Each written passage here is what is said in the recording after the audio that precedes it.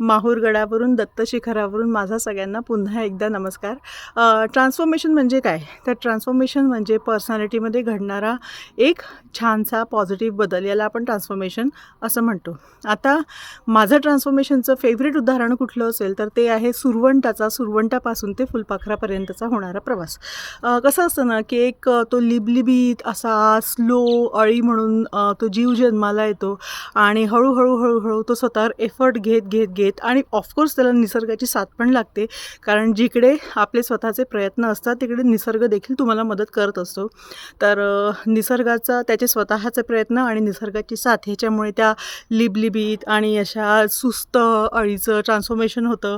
त्याला छानसे पंख फुटतात, ते सुंदर फुलपाखरू बनतं आणि मग ते त्याच्या परीने आकाशाला गवसणी घालण्याचा प्रयत्न करतो. अगदी गरुडासारखी नाही, पण त्याच्या परीने डेफिनेटली. तर आपल्यामध्ये देखील असे अनेक सुरवंट असतात जे की ज्यांच्यामध्ये फुलपाखरू बनण्याची ताकद असून देखील ते असं सुस्त आणि मिळमिळीत आयुष्य जगणं प्रेफर करत असतात.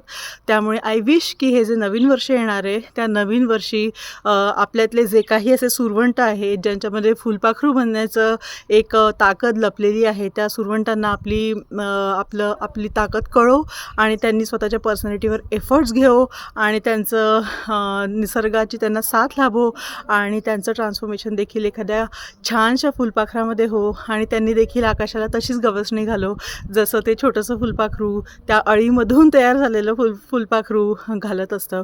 तर हेच माझं तुम्हा सगळ्यांसाठी नवीन वर्षाची मागणी आहे निसर्गाला, देवाला, दत्तप्रभूंना. या माहूरगडावर मी हेच मागते की आम्हा सगळ्यांमध्ये एक छानसं ट्रान्सफॉर्मेशन घडू दे.